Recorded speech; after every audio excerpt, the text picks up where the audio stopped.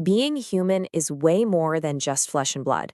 The source material claims that every single one of us has this hidden power, almost like a spiritual technology that's been buried and forgotten. The big questions are, how did we forget? And what exactly is this power? So the first step, according to this framework, is to basically tear down a concept that's fundamental to a lot of spiritual thinking: karma. To really get what's going on, we first have to see through what the source straight up calls a con game.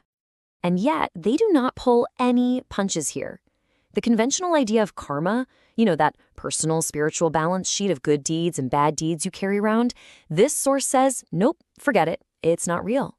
Instead, it's presented as a control mechanism, a lot like the concept of sin, that's designed to make you feel guilty and ashamed, keeping you trapped in a cycle where you think you're always paying off some debt. Okay, so if individual karma is a sham, then what's the deal?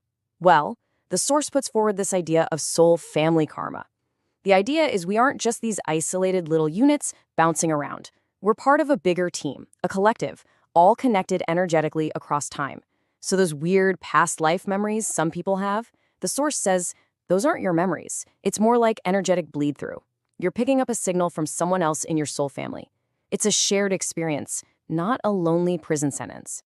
So let's keep building on this. Because if individual karma is a control system, it kind of begs the question, right? Who's doing the controlling? And why?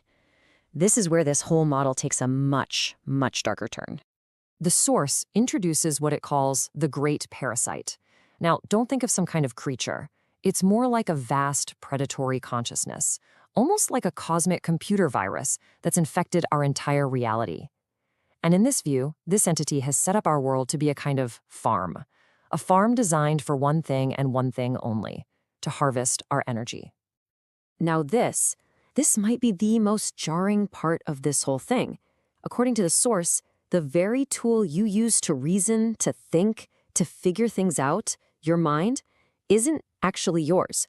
It's a borrowed operating system, an OS that was installed by this parasite, and it's designed not to free you, but to keep you confused and under control. I mean, think about that. The very tool you'd use to escape the prison is actually part of the prison walls.